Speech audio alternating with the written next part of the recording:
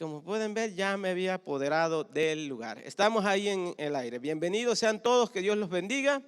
Vamos a estar en Lucas capítulo 16, versículo 19. Ok. Cuando lo tengan, pónganse de pie y vamos a tener esa lectura.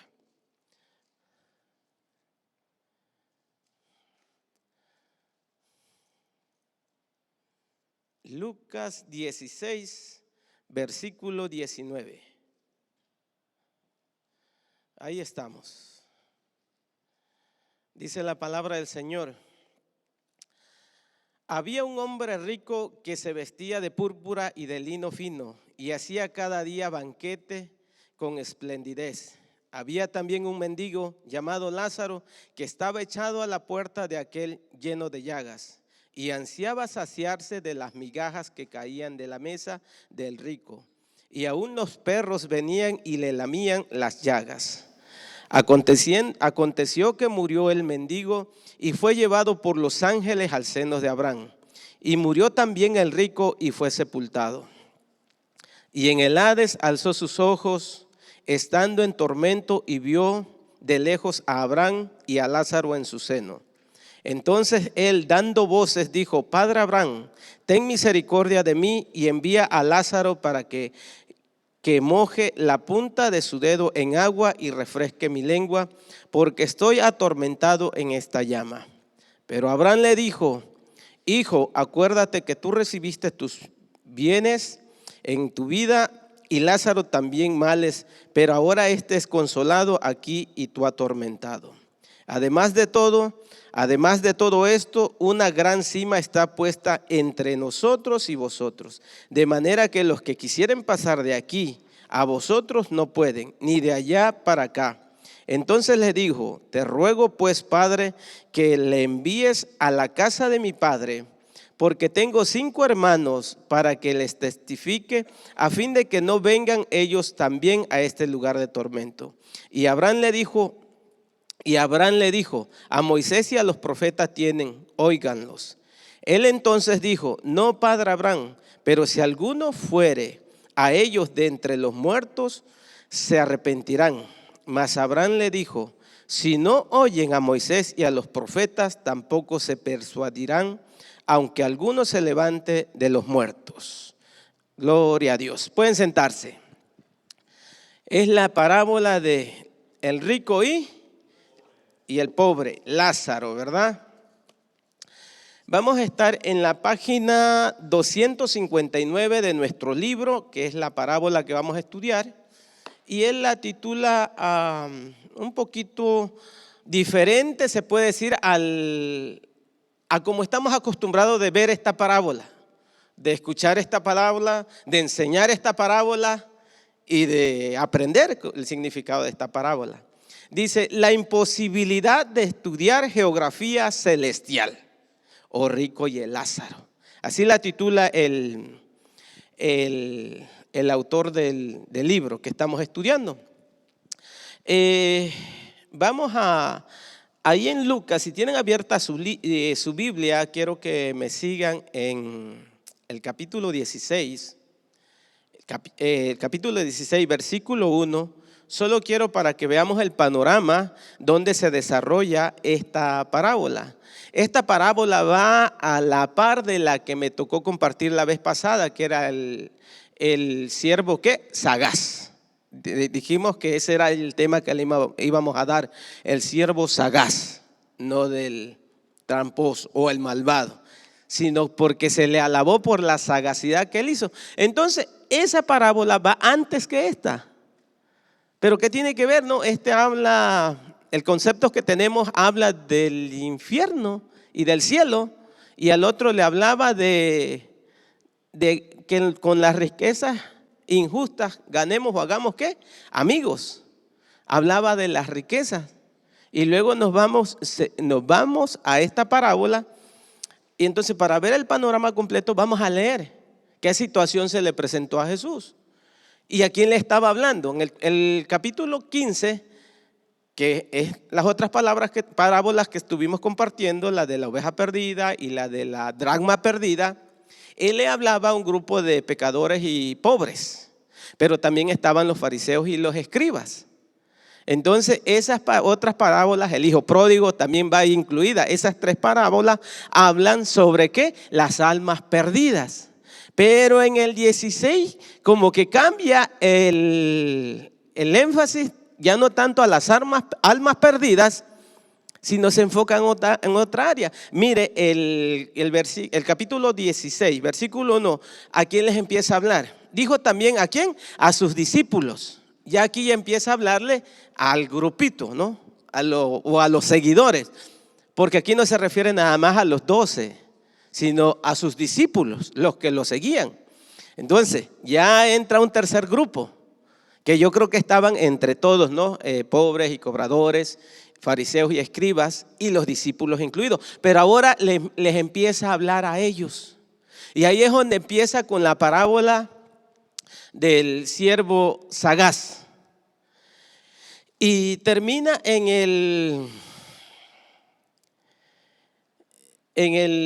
el versículo 8. Dice, y alabó el amo al mayordomo malo por haber hecho sagazmente, porque los hijos de este siglo son más sagaces en el trato con su semejante que los hijos de luz.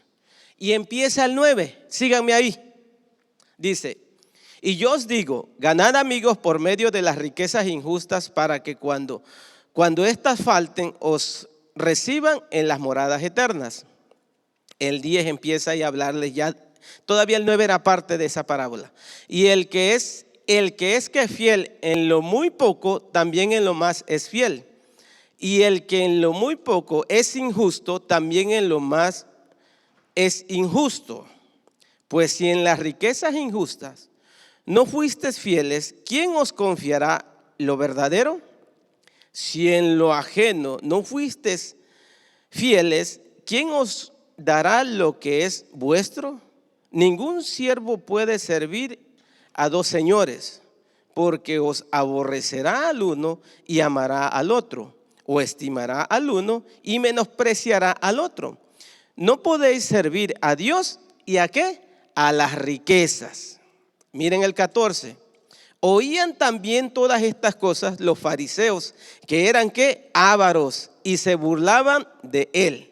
Ok, les habló a los discípulos, pero aquí entra otra vez, les refiere a quienes más les hablaba, a los fariseos, que eran ¿qué? Ávaros.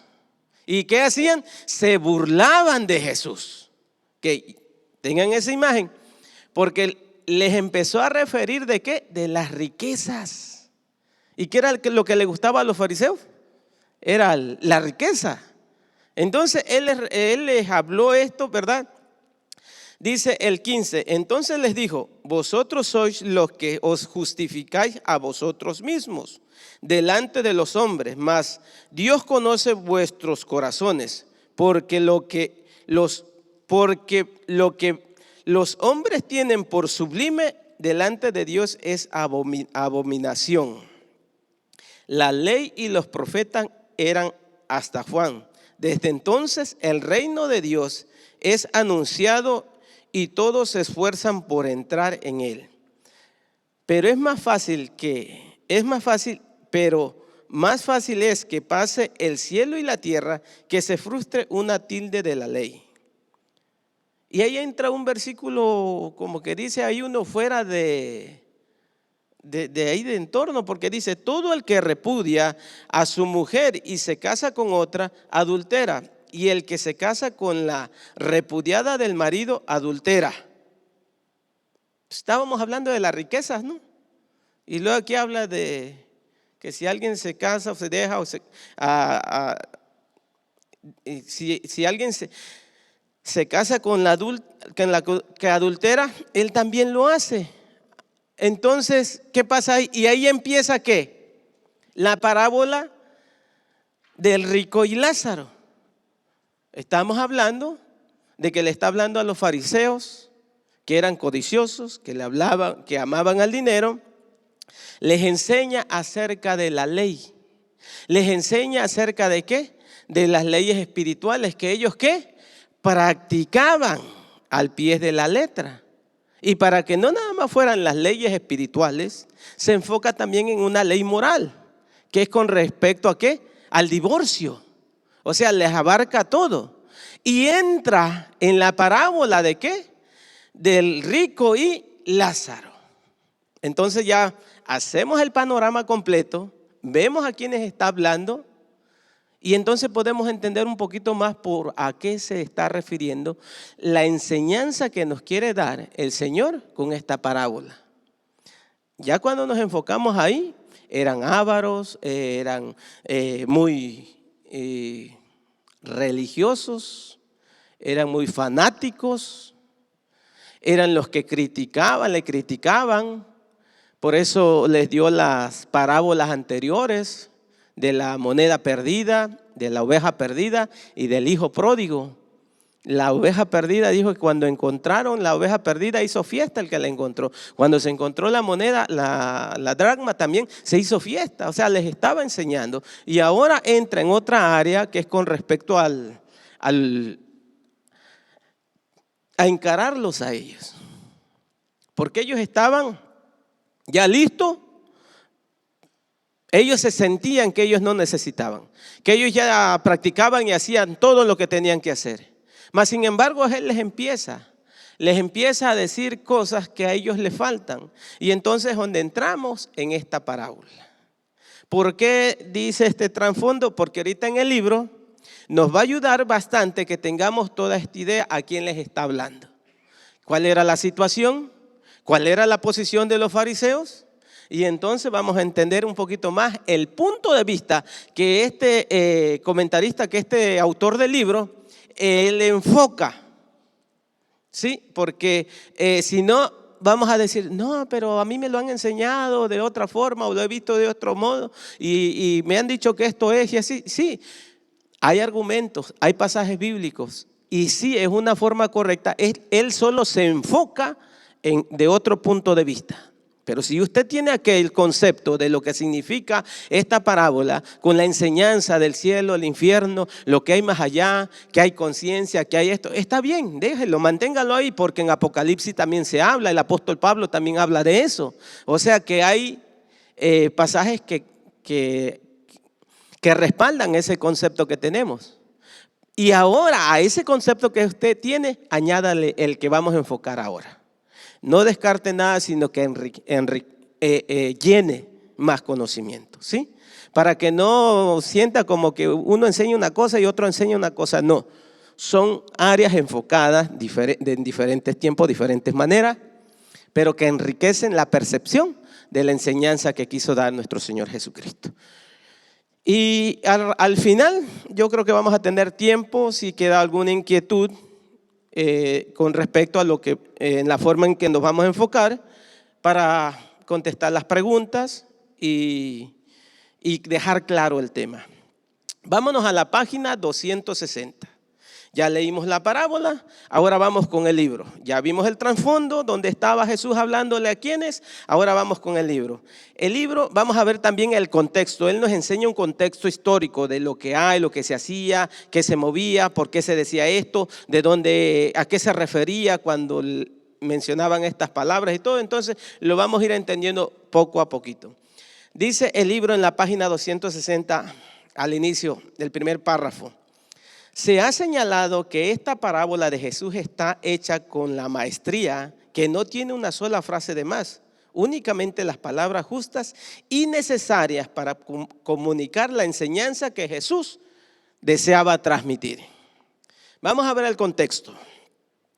Los protagonistas son dos, ¿no? El rico y el pobre, Lázaro. Dice, son dos hombres, uno rico y uno pobre. Solo se mencionan dos características de cada uno. El rico se vestía de púrpura y lino fino y hacía cada día banquete con esplendidez. Mientras que el pobre, en vez de vestido, tenía el cuerpo cubierto de llagas, afectado por una enfermedad de la piel y en lugar de banquetes, pedía limosna y pasaba hambre cada día. La diferencia entre ambos no podía ser más grande. Son las dos características. Uno era rico y el otro era pobre, pobre al extremo. Y el otro era rico, rico, pero de los ricos.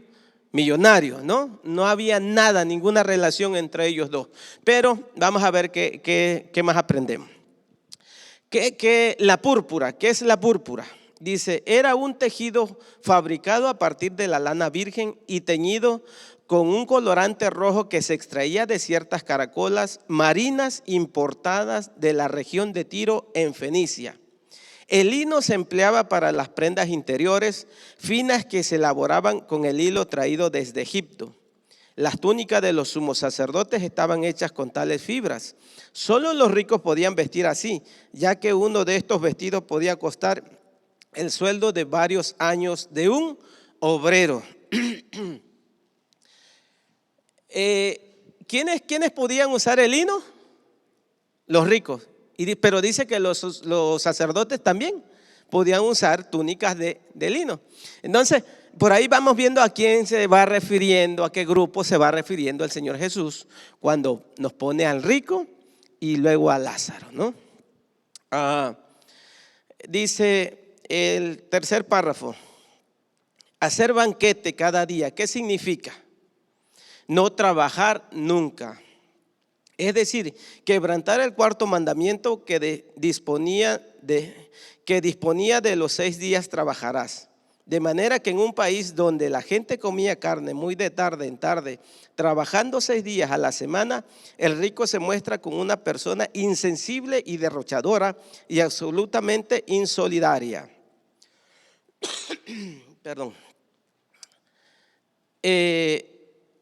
Hacía fiesta cada día.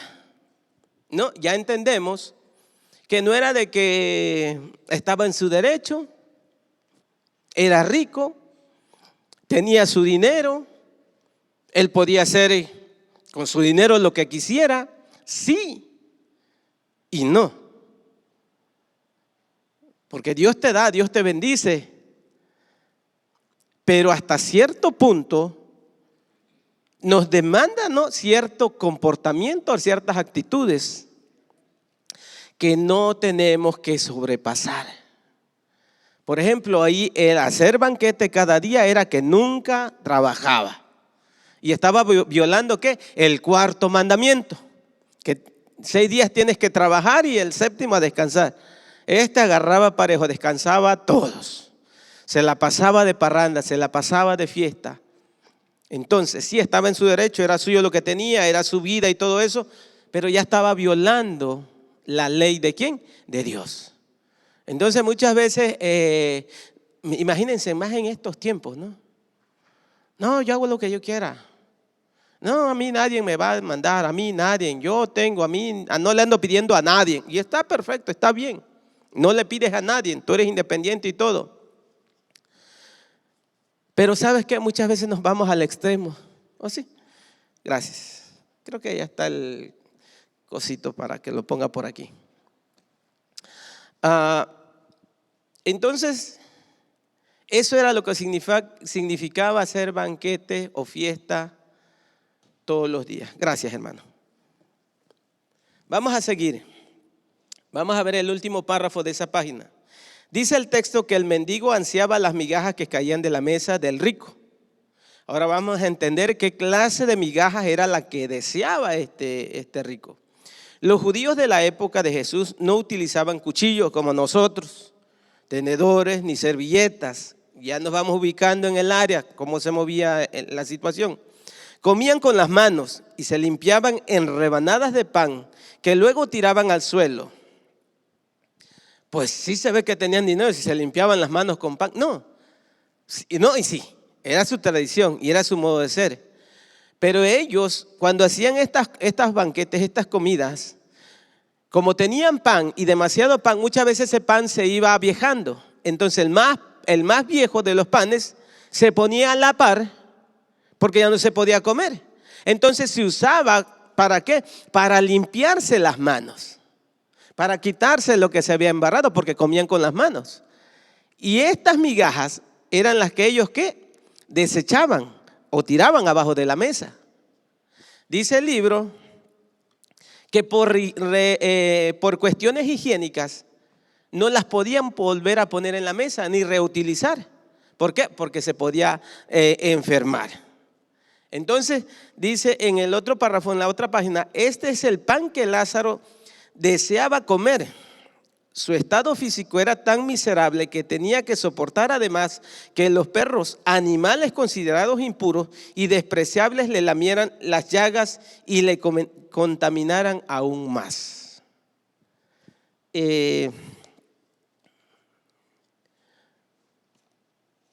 ¿Cuántos son de pueblo aquí o de pueblo? Bastantes. Ya ve que en los pueblos andan los animalitos en las calles, no son como acá que los tienen adentro de su casa, los peinan, los bañan, a los perros, a los perritos, a las mascotas. Ellos en los pueblos andan por donde quiera. Entonces, como andan por donde quiera, se lastiman. No sé si ustedes tuvieron la oportunidad de ver cuando alguno entre ellos se peleaban, se cortaban o cualquier cosa. ¿Cuál era su modo de ellos de mantener limpia su herida? Se lamían la herida, ¿verdad? Yo eso lo miraba en mi pueblo. Este comentarista dice que tenía que soportar eso Lázaro y que contribuía a infectar o a hacer más trágica su situación. Pero hay otro que menciona que difieren muchos comentaristas si que lo que hacían los perros en vez de causarle mal, le causaba un bien. Digo, ¿cómo? Sí. Dice, porque al lamerle ellos la herida, la lamerían como si se lamieran sus propias heridas para mantener, ¿qué? Limpio, lo que supuraba, lo que hacía para que no se infectara más. Entonces, el otro comentario que viene dice, que ya me voy a meter aquí a lo que es casi al final del punto que toca este hombre en la parábola, que aún los perros, no eran los perrillos que estaban debajo de la mesa del rico, ahí comiéndose las migajas. No, los perros callejeros, los que realmente despreciaban los judíos, los que no aceptaban, los que andaban por la calle, lo más vil, lo más despreciable, usaban más de misericordia en limpiarles las heridas a este mendigo que el rico y sus sirvientes. Y dije, yo, tiene sentido. Y se me vino a la mente las escenas que yo miraba yo en mi pueblo. Yo tenía un perro que se la pasaba en la calle, se peleaba y llegaba con unas heridas grandes, le curaba tantito, pero él se la pasaba limpiando. Y me acordé de aquello. Digo, ese punto de vista también tiene sentido. Entonces, él tenía que soportar eso o recibir, si acaso, la ayuda nada más de estos animales. No del rico, no de la gente, no de los servidores, sino de lo más despreciado para los judíos en esta época. Ahí se queda usted con lo que dice el libro o con los otros comentarios. Ya usted lo agarra y los dos pueden servir, los dos se pueden utilizar. Dice el siguiente párrafo, sin embargo, hay un dato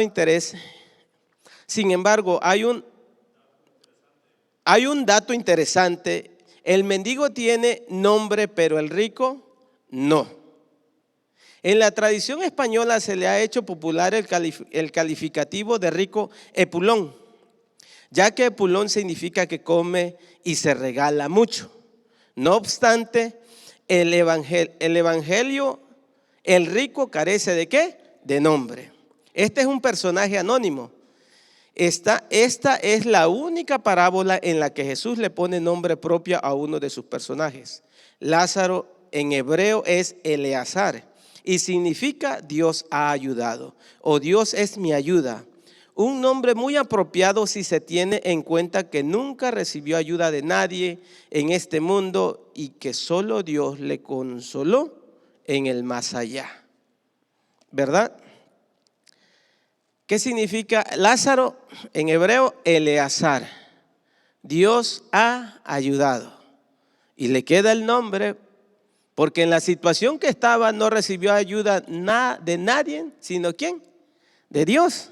Pero lo interesante es que no recibió esa ayuda acá, sino después allá.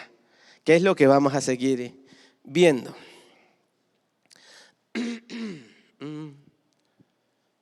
En la parábola no se habla del juicio ni de sentencia, solo se describe la inversión de las situaciones después de la muerte. Para el mendigo, la alegría de morar junto al seno de Abraham. Para el rico, acumulación de tormento en el Hades. La idea del seno de Abraham es la concepción judía. En la concepción judía era el lugar de honor en el banquete celestial, a la derecha del padre de familia. Era costumbre oriental sentarse a los banquetes, tendidos ante la mesa, apoyando el brazo izquierdo sobre almohadones, de manera que el que estaba tumbado a la derecha de otra persona estaba tendido junto a su seno. Es la misma situación que describe Juan 13:23 acerca del discípulo amado que estaba recostado al lado de Jesús. Ya entendemos ahora qué significa el seno de Abraham, ¿no? O cuando el discípulo amado se recostaba en el ¿quién? En el seno de Jesús. En realidad era la tradición. Solo se acostaban en almohadones, recostados con este brazo, y por consiguiente le quedaba cerca de este lado, de este costado, a la persona que tenía su lado derecho. Entonces, era un lugar, el seno de Abraham se consideraba con los judíos un lugar de gran ¿qué? Honor. O sea, un lugar de privilegio. Y es donde se le encuentra a Lázaro. El relato quiere resaltar que a Lázaro en el más allá se le concedió un gran honor, colocándolo a la cabeza de todos los justos. Por el contrario, el Hades se entendía como un espacio distinto, como la morada de los muertos separados del seno de Abraham, por una cima infranqueable. Era ahí donde iban los injustos después de morir. Seno de Abraham y el Hades. Uno era de un lugar de privilegio y el otro era un lugar de tormento. Y ahí están estos dos lugares, ¿no? Ahora aquí vamos a entrar en lo que él especifica un poquito sobre a qué se refiere, a qué nos quiere enseñar el Señor. Y aquí es donde un poquito van a decir entonces que no enseña eso o enseña eso. Dice el último párrafo de la página 261. Nos está ofreciendo aquí Jesús una geografía física del mundo del más allá. Es una pregunta. ¿Ustedes qué dicen? Otra pregunta. ¿Está describiendo cómo es el infierno y cómo es el cielo? Es otra pregunta. Otra pregunta. ¿Qué decoración hay o qué temperatura hace? Y aquí entramos en la explicación que él nos da. La imaginación desbordada de algunos ha ido tomando textos aislados de la Biblia y los ha combinado con mitologías extrabíblicas, produciendo en algunos casos verdaderas obras de arte de la fantasía humana. Nos hace todas esas preguntas y nos advierte o nos dice que si agarramos esto de esa forma o esa manera, podemos correr el riesgo de que nuestra imaginación se desborde, vuele y empecemos a agarrar pasajes salteados y nosotros hacernos una propia imagen de estos lugares, que son muchas veces más resultado de nuestra gran imaginación que de lo que la palabra de Dios nos enseña. ¿Qué tenemos que tener cuidado? Que lo que dice la palabra, así como dice, ahí someternos, ahí agarrarnos, no añadirle, no estipular, imaginarme, o yo creer, o yo pensar, sino así como dice, entenderla. Dice, pero que tienen poco o nada que ver con el verdadero mensaje de las Escrituras. Así ocurre, por ejemplo, en la Divina Comedia de Dante. ¿Alguien ha leído esta obra literaria? ¿Usted, hermano? ¿Sí? 3 capítulos también. Entonces, y infierno. Ajá. Bueno, dice, yo no, pero ya con lo que me dice aquí me doy una idea y he escuchado, nada más he escuchado, no, nunca la he leído. Dice, en la que el infierno se describe, ustedes me van a decir si es cierto o no, se describe, poblado de feroces panteras y leones que vagan libremente buscando a quien devorar. Aparecen gigantescos árboles que hablan y se mueven. Demonios que azotan y pinchan con sus lanzas, enormes gigantes apesadumbrados y torbellinos de espíritus que vuelan por los aires, sorteando abrasadoras llamas. Eso se saca de esta obra literaria, ¿no? O porciones, se puede decir, que es lo que concibe la imaginación del autor, del escritor. Entonces, muchas veces, como cristianos, como personas que predicamos el evangelio, tenemos que tener cuidado de no caer también en esa posición. Ellos están en toda la libertad. ¿Por qué? Porque son genios de la literatura. Dios les ha dado, tienen esa capacidad de ellos de hacerlo y no solo imaginarlo, sino plasmarlo en sus obras literarias. Ahora, viene también, dice acá en el primer párrafo, en la página 262, la otra parte. Dice, también existen algunos escritores evangélicos que describen el cielo y nos informan meticulosamente de las actividades que podremos llevar a cabo cuando estemos allí. Al parecer podremos trasladar al más allá nuestras aficiones preferidas en esta vida, tales como pescar, pintar, investigar la naturaleza celestial, etcétera. Juan E. Soler dice, en su obra El cielo escribe, nos dice, ¿os gusta pescar? Pensad en lo que podéis disfrutar dedicándonos a este deporte en un maravilloso río limpio como el cristal. Me preguntáis que cómo sé que hay peces en los ríos del cielo. La santa palabra de Dios no lo declara, pero tampoco nos dice que no los hay. Ya cuando agarras ese modo, pues ya estamos, ¿qué? Estipulando. Ok, no dice que no, pero tampoco dice que sí, o no dice que sí, pero tampoco dice que no. Entonces ya estamos ahí queriendo sacar o imaginar en ese puente, meterle cosas que tal vez nosotros, nuestra intuición, pone en ese lugar o creer eso. Entonces ese es el peligro de quedarnos, enfocarnos nada más en ese modo de entender esta parábola, que es exclusivamente para eso, o que esta es la fuente para hacer una doctrina. Ahí es donde está el peligro.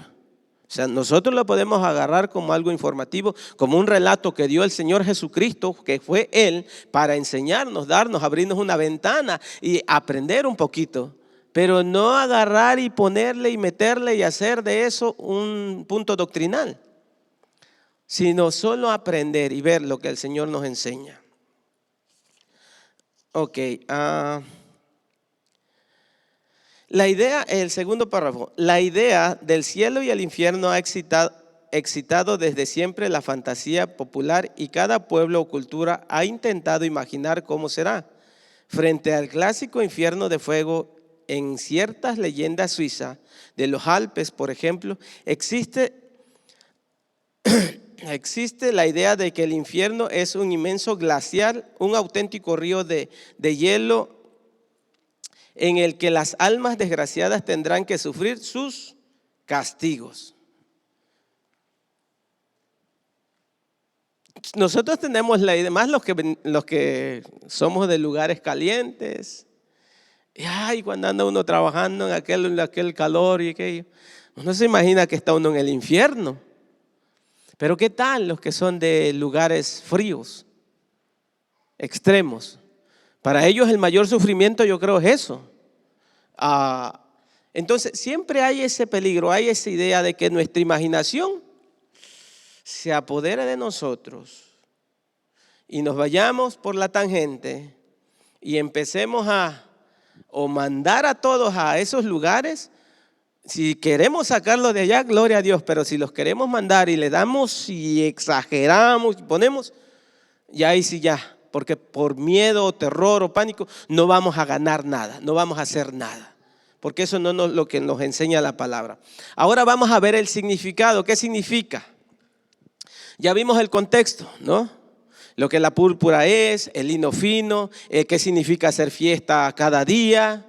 ¿Qué más nos enseñó ahí? Nos enseñó la idea de cómo tenemos que ver esta parábola. Aprendimos que el significado de Lázaro. Aprendimos también cuáles eran las migajas que Lázaro deseaba, que caían de la mesa del rico. Ya vimos la escena, el cuadro. Ya tenemos un poquito más en nuestra mente. Ahora vamos a ver su significado. ¿Qué significa? Sí, hermano, porque ya si no es lo que nosotros hemos venido creyendo, que nos enseña del infierno y del cielo, entonces, ¿qué es lo que significa? ¿Cuál es su significado? Vamos a leerlo, porque si yo quisiera expresarlo, yo me hago bola, pero si lo vamos leyendo, él solito va explicándose el libro. Creo que debemos tratar estos temas con más respeto por la palabra, con más conocimiento de la misma y sobre todo con más seriedad. Jesús no está aquí describiendo cómo es el más allá. No pretende dar una enseñanza sobre la vida después de la muerte. No desea tampoco tomar posición frente al problema de ricos y pobres. Ni siquiera está sugiriendo que la pobreza es una virtud y la riqueza un vicio, porque al fin y al cabo el propio Abraham era rico, igual que José y otros personajes bíblicos, sino que pretende explicar a sus contemporáneos en las categorías que ellos entendían, con las mismas imágenes y palabras que utilizaban habitualmente, la terrible catástrofe que amenaza a los seres humanos que se parecen a este hombre. Ahí al final nos explica qué es lo que está enseñando el Señor Jesús. Con sus propias imágenes y palabras que ellos entendían en la época, les está enseñando el final terrible que le espera a las personas que tienen el mismo comportamiento que este hombre rico. Eso es lo que está queriendo dar a entender o enseñar. Ese es el resultado, ¿no? O al cielo o al infierno. Pero ¿se acuerdan lo que yo decía la semana pasada cuando me subí un poquito? Me imagino la lucha ahí del Señor Jesús.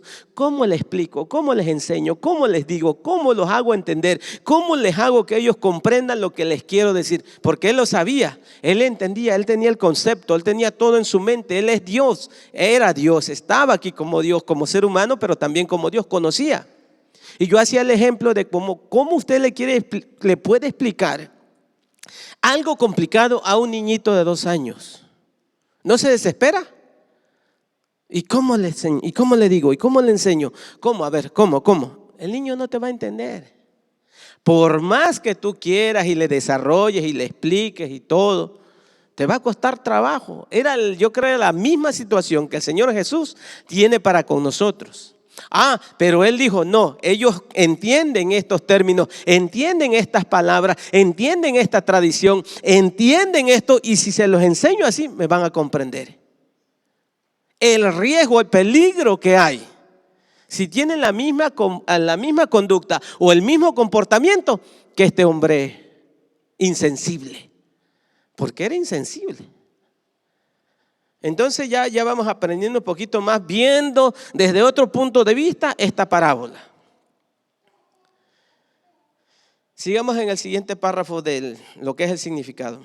El maestro se refiere a las personas que viven en un egoísmo sin corazón, sordos a la palabra de Dios, porque piensan que con la muerte todo se acaba.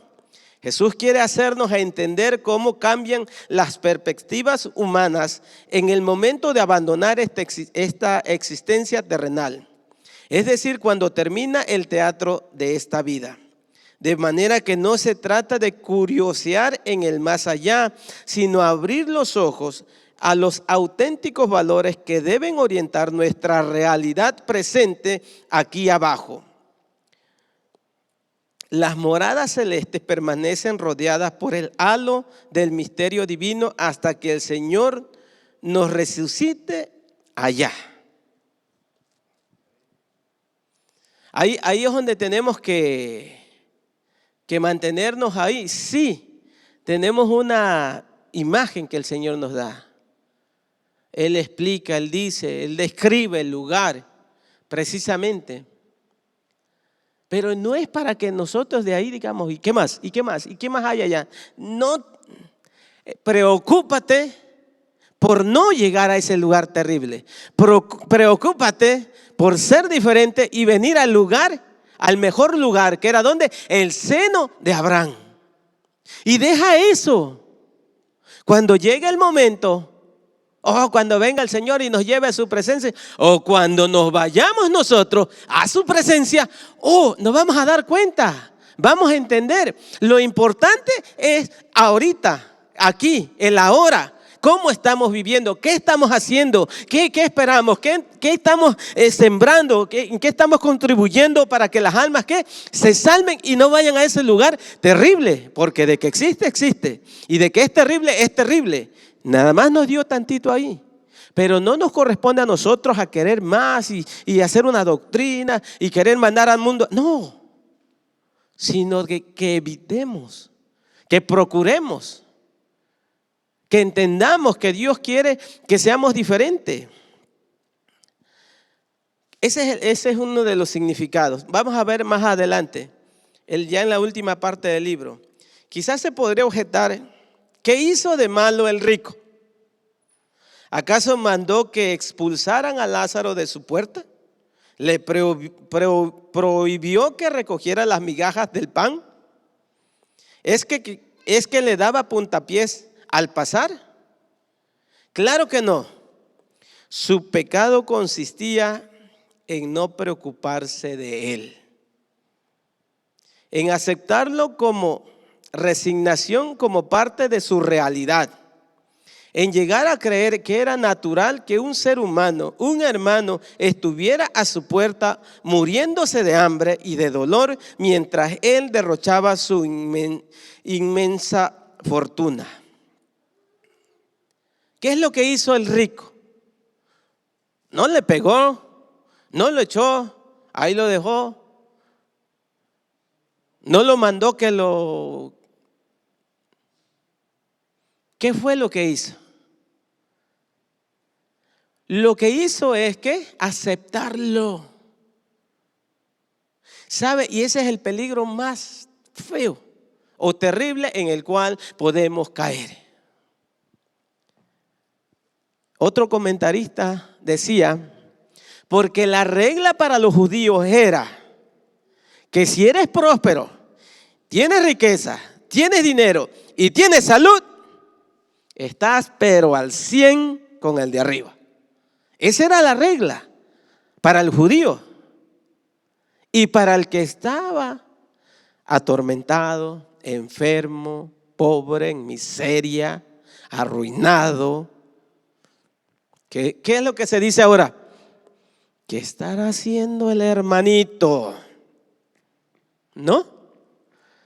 Y eso es hasta ahora se usa eso.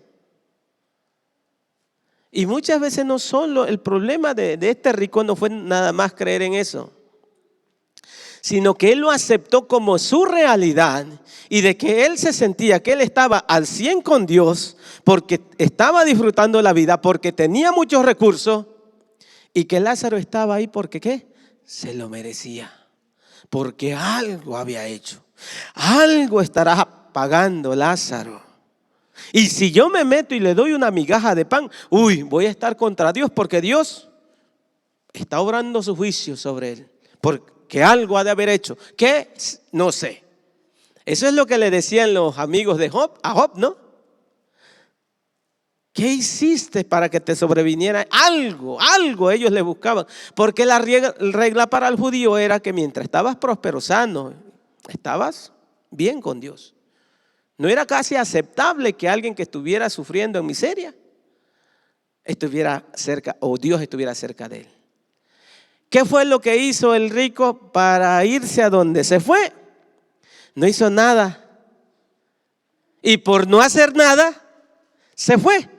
O sea, no fue lo que hizo, sino lo que no hizo, lo que lo condenó. Entonces, donde tenemos que tener cuidado, la vez pasada en un estudio compartía de que escuché también este comentario que decía que muchas veces pensamos que la gente se va al infierno por todo lo que hace, por todo el pecado que practica, por todo aquello. No, no se va al infierno por el pecado que practican. Se van al infierno por no aceptar a Cristo Jesús como Señor y Salvador de su vida. No por lo que hacen, sino por lo que no hacen.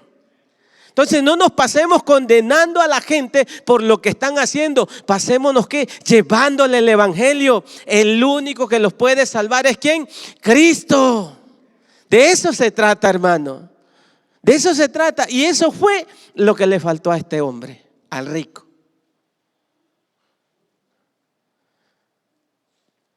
Sigamos en ese párrafo. Dice: aquí resuenan en los labios y en el corazón del rico aquellas añejas palabras de Caín. ¿Soy yo acaso el guarda de mi hermano? Y Jesús le grita: sí lo eres. Tienes la obligación de serlo. Lo que condenó al rico no fue lo que hizo, sino lo que no hizo. Su impresionante falta de amor y de justicia. Eso fue lo que lo condenó. Su impresionante ¿qué? Falta de amor y de justicia. ¿Qué acaso soy yo guarda de mi hermano? ¿Quién dijo eso? Caín. ¿No? Y Dios le dijo: escucho la sangre de Abel, que clama ¿por qué? Por justicia. Acá dice que el escritor, me imagino que él lo pone, ¿no? Diciéndole al rico: sí, sí lo eres. Tienes que tener cuidado de él. Y yo dije: ¿será que eso lo que dice el libro tiene sentido? ¿Cuál es el gran mandamiento que está en Mateo? Amarás al Señor tu Dios, ¿no? Con todo tu ser, con todo. Y dice: ¿el segundo cuál es? ¿Y a quién? A tu prójimo. O sea que sí tenía que tener cuidado de él. Sí tenía que estar al pendiente de él. Sí tenemos que sufrir. Sí tenemos que ver que nos duela la condición de nuestros hermanos. Yo no sé, pero el día que fuimos a Atlanta, yo regresé triste. No por lo que hicimos, sino por el ver la condición de todas esas personas. Y como que le entra, o al menos a mí me entra un sentimiento de impotencia. De que, Señor, ¿yo qué puedo hacer? ¿Yo qué puedo hacer? Pero Él nos manda que lo poquito que podamos hacer lo hagamos de corazón. Nosotros no podemos hacer nada, pero Él sí lo puede hacer.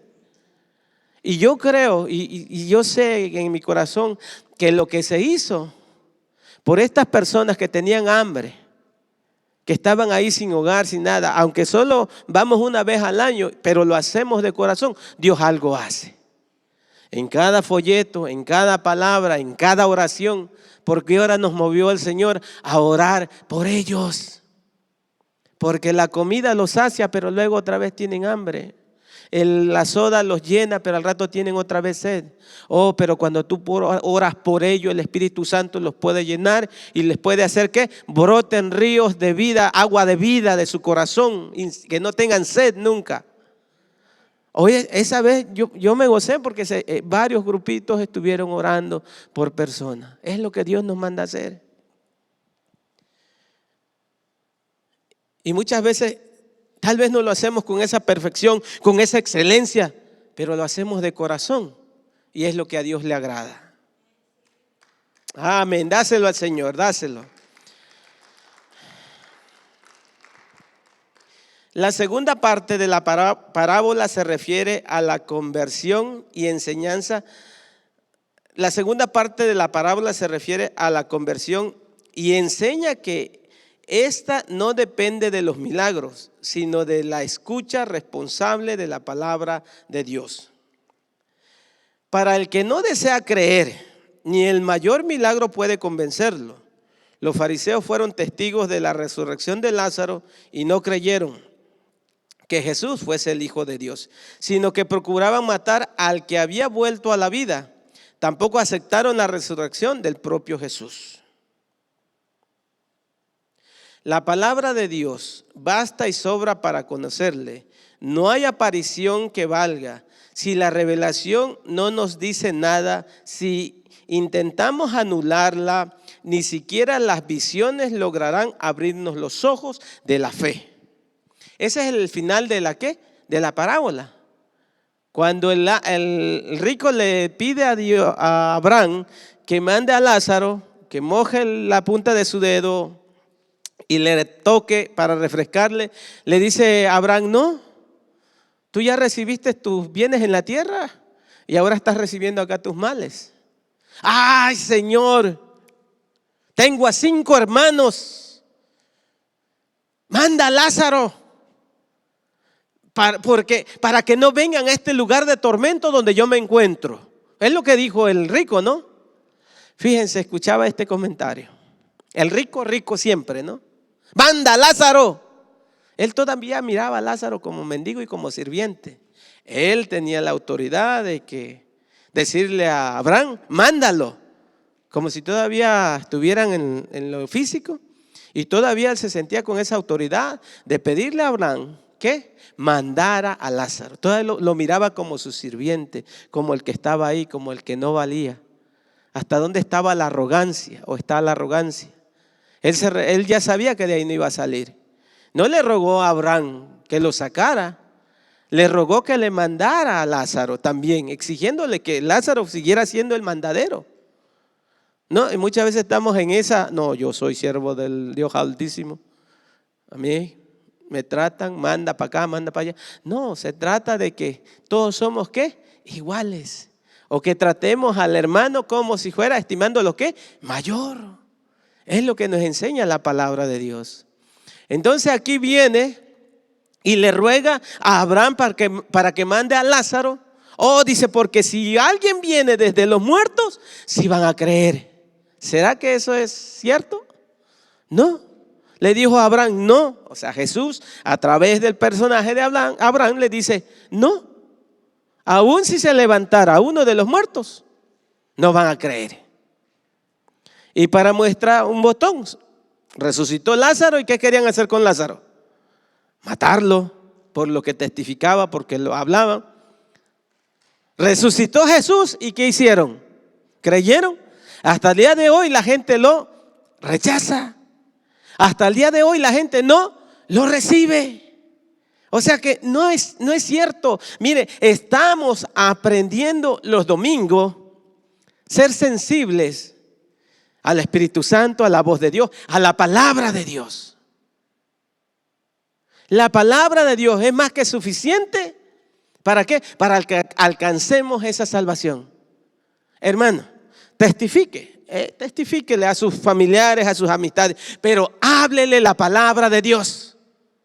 Porque ni el más grande de los testimonios lo va a convencer, lo va a librar de ese lugar. Lo que lo va a librar es que la palabra de Dios, que en la palabra está escrito, la palabra dice que si creemos, seremos ¿qué? Salvos. Y el que no cree, ¿qué? Ha sido condenado. En la palabra está. Y aquí nos enseña la parábola que es más que suficiente la palabra. Que el que no quiere creer, por más que se le aparezca una visión, se hagan los milagros que se hagan, no van a creer. Aplicación.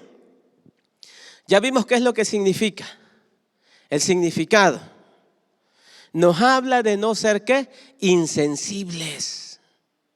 Nos habla de cuidarnos de ese lugar, de cuidar a nuestro hermano, mirar por el prójimo, amarlos, bendecirlos, proveerles, suplirles, cuidarles. Amar a los pobres. Decía un comentarista, porque Dios ama a los pobres. Y se ve que los ama bastante porque ha hecho muchos de nosotros aquí en la tierra. Tiene a muchos, ¿verdad? Se ve que a Dios le gustan los pobres, porque nos tiene bastante acá en la tierra. Tenemos que amarnos, tenemos que amarlos. Es lo que nos enseña la palabra. Aplicación. Ya vimos lo que significa. Ahora, ¿cómo la podemos aplicar? En mi vida. Ahora ya vimos lo de acá afuera, vimos el panorama, fuimos hasta allá, fuimos hasta acá. Ahora de aquí vamos a empezar hacia adentro, en mi persona. ¿Qué significa? ¿Cómo se aplica esta parábola en mi vida? Vamos a ver. La parábola del rico y Lázaro nos enseña que se puede uno preocupar de su casa, de los muebles y de todas las comodidades que la acompañan, así como del vestido y la apariencia externa, pero no pensar nunca en equipar al que vive dentro, equiparlo de esos muebles fundamentales, de esa ropa invisible que lo hacen persona.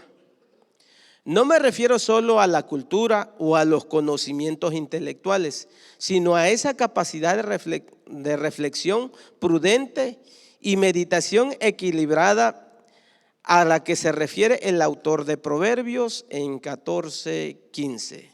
El hombre prudente medita bien sus pasos, mas el simple todo lo cree. A saber respetar los derechos de cada uno y ser justo con los demás, como señala el libro de Levítico.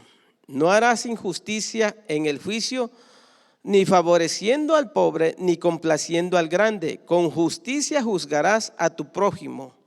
A saber cómo tener firmeza y constancia para buscar el bien y para resistir las tentaciones, tal como cantara el salmista en el Salmo 118, versículo 14. Mi fortaleza y mi cántico es el Señor, y a tener dominio propio y saber ser moderado en los deseos, como aconseja Pablo a Tito, porque la gracia de Dios se ha manifestado para salvación a todos los hombres, enseñándonos a vivir con moderación, justicia y piedad en el siglo presente. Esta es la clase de púrpura y lino fino que debe revestir por dentro a los creyentes. Estos son los muebles que nos embellecen interiormente, porque hoy encontramos muchas criaturas que se pasan la existencia intentando gozar de la vida, pero se olvidan por completo de vivir.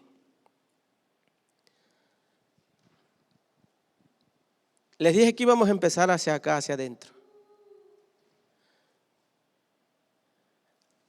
Aquí el escritor nos empieza a aplicar estos dos personajes en nuestra vida, en nuestra persona.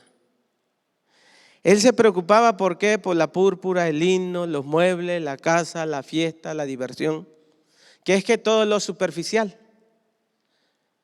Pero el peligro o el riesgo es de no llevar todo eso en nuestro interior, en nuestra persona. ¿A lo qué? A lo espiritual, con la prudencia, la templanza.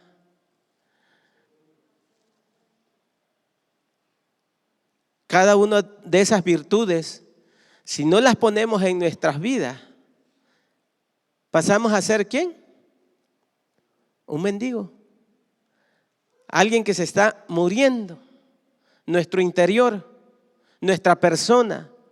Alguien que en vez de estar adornada, en vez de estar bien vestida, elegante, está con llagas y está enfermo. Nuestro interior, por carecer de todas esas virtudes. ¿Qué es lo que tenemos que hacer? Preocuparnos por ellos. Hombres y mujeres que están siempre pendientes de las cifras en la cuenta corriente,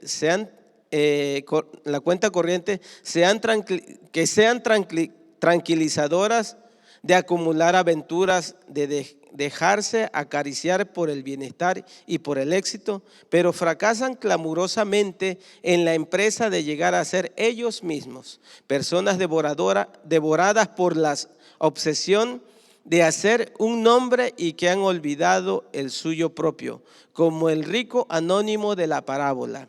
No saben quiénes son, de dónde vienen, ni hacia dónde se dirigen. ¿No? Nos pasamos haciendo un montón de cosas para aparentar prestigio, renombre, una posición, un lugar, para que cuando llegues a tal lugar digan, entró fulano de tal, todos levántense. Y nos preocupamos tanto por eso, que llegamos a olvidar quiénes somos. Y vivimos en esas fantasías tanto tiempo que se nos olvida vivir nuestra propia vida o disfrutar nuestra vida, nuestra realidad. Y vivimos en esas fantasías y hacemos aquello, nos preocupamos por esto, por el otro, porque las cuentas estén ahí al tope y nos den paz, nos den tranquilidad, por en las fiestas, por hacer esto, por hacer el otro, por hacer aquello. Y luego ni salud tenemos. Ya cuando vemos que todo eso está donde queremos, nosotros estamos arruinados.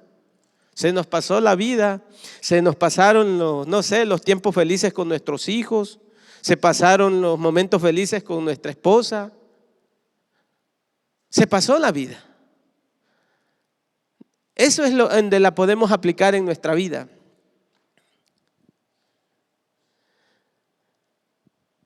Hoy se organizan muchas fiestas y banquetes y en ocasiones casi se corre el riesgo de morir de saciedad, de empacho o de indigestión. Se espera el fin de semana con impaciencia para deslizarse por el tobogán de la evasión festiva. Y en ciertas orgías, el Lázaro que se queda en la puerta es el propio amo de la casa. El dueño que se desnuda de su espíritu, alma, cerebro, corazón y dignidad. Es decir, de lo mejor que posee, los deja en la puerta mendigando mientras su cuerpo anónimo de Epulón banquetea dentro, evadido y aislado de la realidad. Esto es lo que se conoce como la sociedad de la evasión, y a las actitudes que genera se le llama hoy gozar la vida. ¿Han escuchado esa expresión? Goza la vida, estás bien joven, aprovecha ahorita que puedes. ¿Sí vieron esa imagen, no? Porque lo espiritual, lo de Dios no tiene nada que ver con lo carnal. Y cada vez que nosotros nos vamos al mundo, o el viejo hombre, la carne nos inclina, nos lleva, el espiritual se queda, dice que acá. Y ahí da la imagen, ¿no? Grandes fiestas, grandes banquetes donde entras, pero el Espíritu Santo, tu persona, todo se queda acá. Tu espíritu, tu moralidad, tu ser de cordura se queda en la puerta mendigando. ¿Como quién? Como Lázaro. Esa es la realidad. Lleno de llagas, sufriendo. Es como lo podemos aplicar a nuestras vidas. El gozar la vida implica que no la acabemos o que se destruya nuestra salud.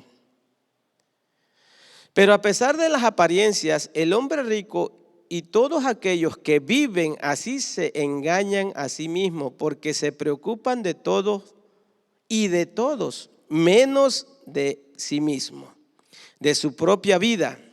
Tienen tiempo para todos los comensales, pero no para ellos mismos. Sus necesidades más auténticas quedan frustradas, a lo mejor bajo montones de comida, de comodidad o de distracciones. Lo que les ocurre en el fondo a tales criaturas es que cometen una estafa colosal frente a su propia vida porque la dejan sin valores. Su principal error aunque parezca paradójico, es el de no pensar en sí mismos, de no pensar en sí mismos en su verdadero ¿qué? Ser. Esa es la realidad. Yo no sé, pero yo vengo del mundo y conozco lo que son las fiestas, o entre comillas fiestas, ¿no? Porque te vas al baile, te vas al 15 años, a la boda, lo que sea, y lo primero que empieza uno es ¿qué? A tomar. Y una vez que empiezas a tomar, te emborrachas, te embriagas, y ya luego no sabes ni qué pasó, ni qué hiciste, si hiciste, no hiciste, hiciste de más. No me lo han contado, yo lo viví. Igual en los bailes. Y así crecí en ese ambiente, en esa vida, en ese modo operandus de vivir la vida, de gozar y disfrutar la vida, arruinando tu propia existencia. Destruyendo tu físico, destruyendo tu persona, destruyendo tu moralidad, destruyendo tu imagen. Destruyes todo.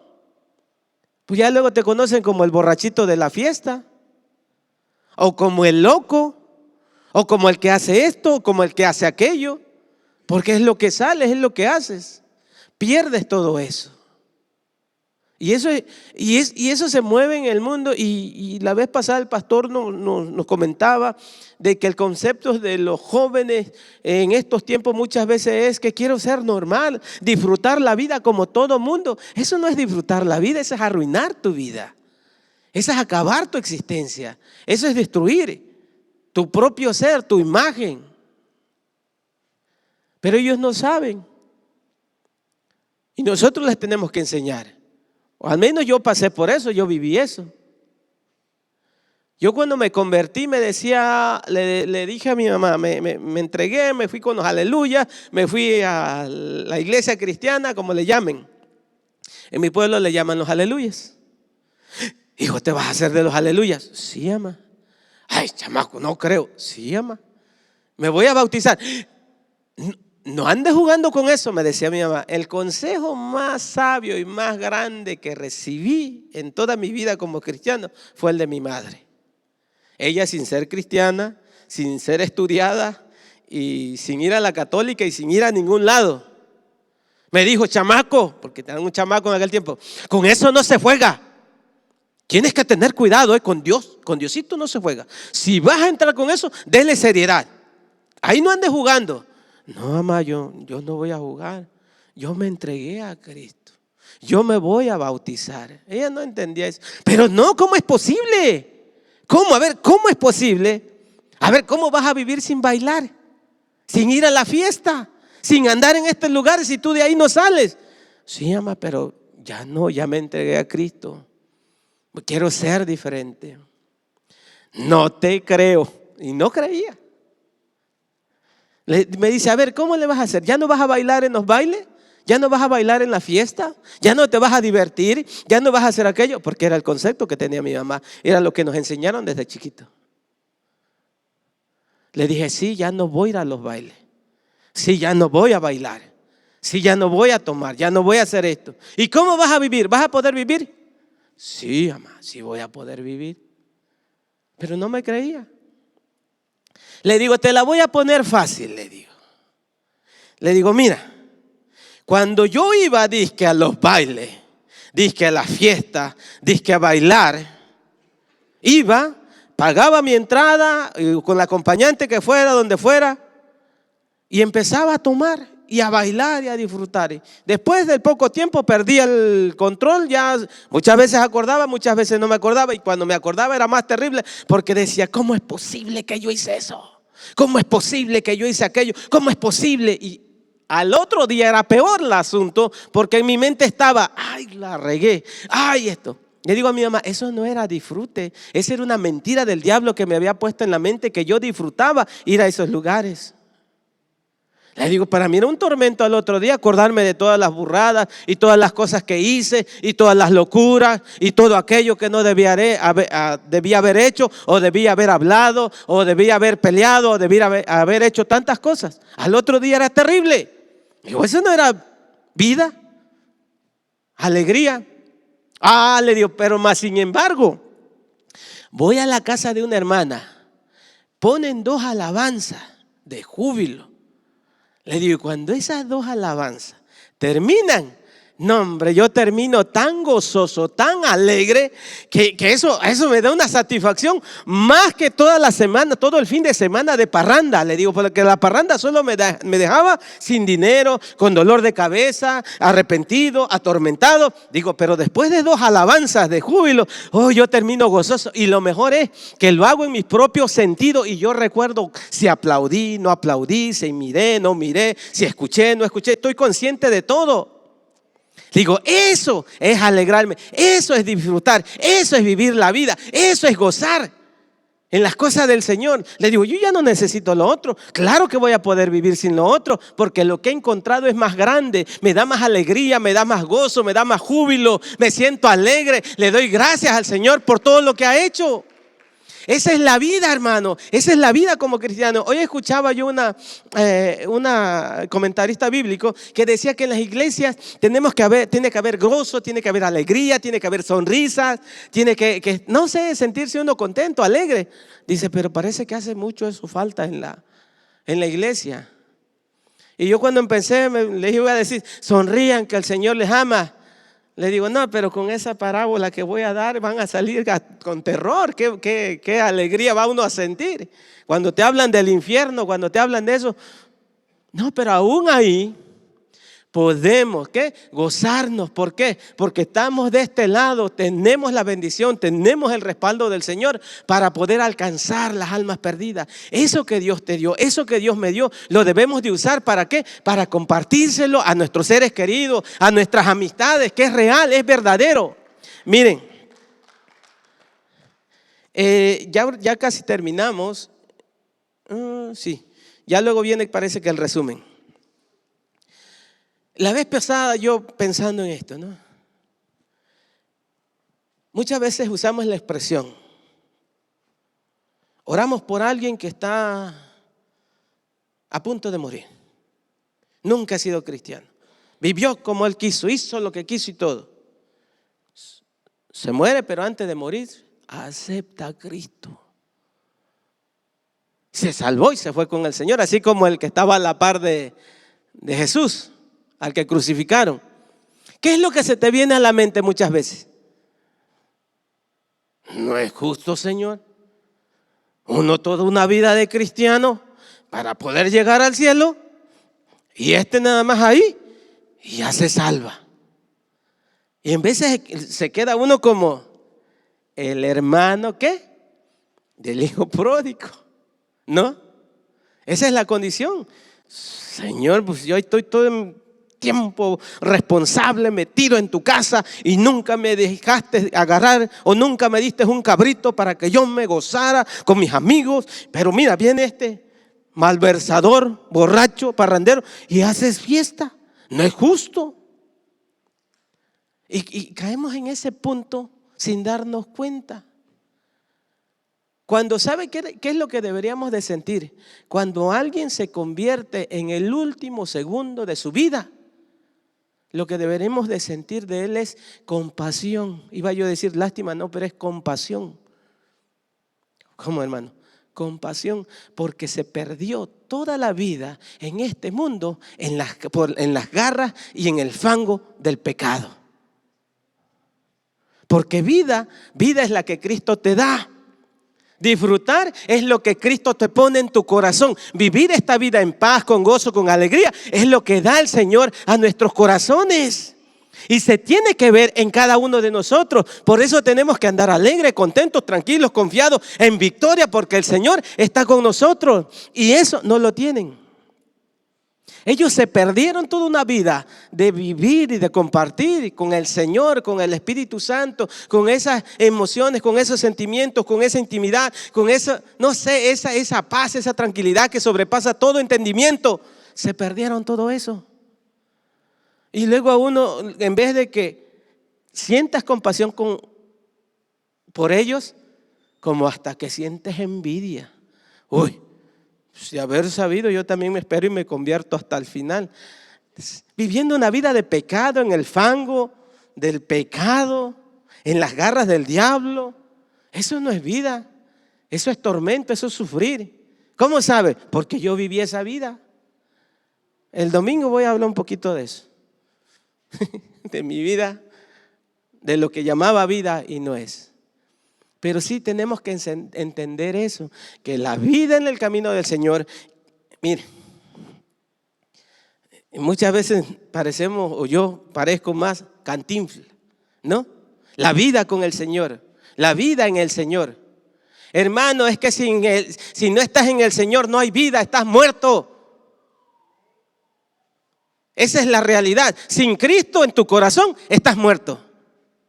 ¿Estamos qué? Separados de Dios. ¿Qué significa muerte? Separación. No aniquilación, separación. Y todo el que no tiene a Cristo en su corazón está ¿qué? Muertos en sus delitos y pecados.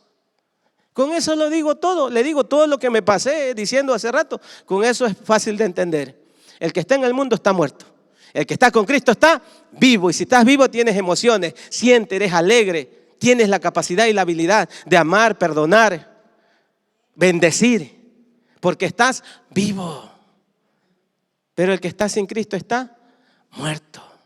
Es lo que tenemos que ver. Ahí vamos todavía con el tiempo, ¿verdad? Okay. Sí, vamos en el resumen. Vamos a leer el resumen y con eso vamos a cerrar. Para dejar un tiempecito para preguntas y respuestas. Jesús reafirma en este relato en su enseñanza acerca de las riquezas. Jesús reafirma en este relato su enseñanza acerca de las riquezas. Es la misma explicación que ya había ofrecido en la parábola anterior del mayordomo sagaz. La alusión crítica a los fariseos es clara. Eran codiciosos del dinero y despreciaban a los pobres, pero sin embargo creían estar a salvo porque cumplían meticulosamente con todas las prescripciones formales de la ley. El hombre rico representa al ser humano que no se preocupa del futuro, sino que vive exclusivamente el momento presente. Pero lo vive para él sin pensar nunca en los demás ni en sus necesidades materiales. De ahí en la narración el rico carece de nombre, no tiene nombre propio porque tampoco es persona. Y aquí por eso yo fui al principio a leer que le estaba hablando a los fariseos.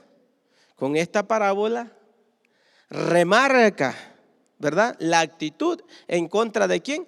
De los fariseos. Dice un comentarista que el problema del rico en esta parábola es que él, ¿cómo se refiere a Abraham? ¿Cómo qué? Padre. Él era hijo de Abraham, era un judío, estaba próspero, estaba bendecido, estaba sano. ¿Qué más prueba necesitaba para creer o pensar en su propio ser que él tendría que estar ¿dónde? En el cielo. Pues era hijo de Abraham, próspero, rico, sano y no se metía con nadie porque no es como que le pegaba, ¿verdad? No es como que le hacía, no. Dijo yo para allá. Era su lógica, era su modo de pensar. Era la misma actitud y el mismo pensamiento que tienen ¿quién? Los fariseos en esta parábola. Porque como ellos practican todas las leyes, ellos se visten, ellos están así, están así, ellos necesitan o ellos creen que ya estaban ¿dónde? En el cielo, salvos, que ya eran salvos. Y por eso entendemos que nadie se salva por obras, ¿verdad? Y ahora sabemos, nos enseñó el Señor Jesucristo en su palabra. Entonces aquí les refiere esta parábola a los fariseos que sentían que ellos ya tenían ganado el cielo por lo que hacían. Entonces vamos al siguiente párrafo. Dice, la parábola del rico y Lázaro nos obliga a reflexionar sobre el modo de orientar nuestra vida aquí abajo, sobre los verdaderos valores que deben caracterizarla, sobre la realidad del amor y la justicia en la existencia de los seguidores de Jesucristo. Se trata de un relato que el maestro nos dejó para que aprendamos a ver al pobre tendido en el mismo umbral de nuestra casa, para que nuestros bienes y nuestros hábitos de vida no rompan totalmente la comunicación con esos habitantes del planeta llamado tercer o cuarto mundo, para que sepamos vestirnos interiormente de prudencia, justicia, firmeza, moderación y sobre todo para que lleguemos a comprender que en cada mendigo con nombre propio se esconde el cuerpo del Señor Jesús, que sufre y es rechazado ¿por quién? Por el ser humano. Qué bueno que el Señor ha puesto ese sentir en esta iglesia de bendecir en misiones a estas naciones que están en otro nivel. Porque estando en este país podemos caer en la condición del rico. Estamos con una estabilidad económica, estamos con salud, estamos bien y podemos vivir bien y podemos andar haciendo bien. Pero por ahí se nos puede pasar la necesidad que pasan ¿quién? Nuestros hermanos en diferentes naciones, en diferentes países, que carecen de todo. Y ahí es cuando nosotros muchas veces chocamos, ¿no? Porque tenemos todo, los medios, la comodidad, todo. Y miren, una iglesia de 200 y algo de personas y habemos un grupo considerable, pero sería mejor si llegaran más personas. Pero no en nuestros países. Carecen muchas cosas, pero ahí están. Entonces lo que nosotros debemos de hacer, no dejar que la comodidad nos absorba el bienestar, los beneficios, la bendición que Dios nos da y abrazarnos y quedarnos nosotros, sino tener siempre en mente ¿a quién? A nuestro prójimo, a nuestros hermanos. Si podemos bendecir, bendice. Si puedes ayudar, ayuda. Si puedes hacer algo como lo que se está haciendo en misiones para Senegal, apoyar, apoya. Porque a Dios le agrada eso. Dios bendice esa actitud. Dios bendice ese comportamiento. Porque dice ahí, ¿no?, que en cada una de estas personas mendigas se esconde el nombre o el rostro de nuestro Señor Jesucristo. Ahí está Él. Dios quiere y muchas veces nos los pone delante de nosotros para ver qué hacemos. Si usamos de misericordia o de indiferencia. Y pasamos de largo, ¿no? Entonces, acuérdense, la vimos de un punto diferente esta parábola, pero yo creo que no nos hace daño, sino que enriquecemos otro punto que no habíamos tomado tan en cuenta, de que muchas veces sí, habla de aquello, nos da la imagen, nos da la escena y todo. Pero en realidad lo que el Señor tenía en su corazón es advertirnos que no caigamos en la condición de este rico insensible. Este rico que no le importaba, que no hizo lo que tenía que hacer. Ese es el punto de esta parábola. Así que espero que hayamos entendido y que comprendamos este otro punto y lo usemos para enriquecer nuestro conocimiento en la palabra del Señor con respecto a lo que nos enseñó el libro. Vamos a orar y vamos a dar tiempecito para unas preguntas si tienen. Señor Padre, yo te doy gracias por esta hora, en esta noche que nos has permitido compartir, Padre, esta hermosa parábola, Señor, que nos toca nuestros corazones, nuestras emociones, Señor, y nos enseña, Padre Santo, que debemos de revestir nuestro hombre interior, Padre, con esas vestiduras finas, de lino, de púrpura, con esa elegancia, Padre Santo, que tú quieres que tengamos, ese hombre interior, Señor, que lo alimentemos, Señor, que sea rico, Padre Santo, en cada uno de nosotros, lo suficiente como para que se demuestre, lo suficiente como para que se note en cada uno de nosotros, Padre Santo, que nuestro hombre interior se ha ido, Señor, fortaleciendo y enriqueciendo cada vez más, Señor. Padre, que cada uno de los que estamos acá entendamos, Padre Santo, que eso es lo más importante, Señor, el vestir, el llenar, Padre Santo,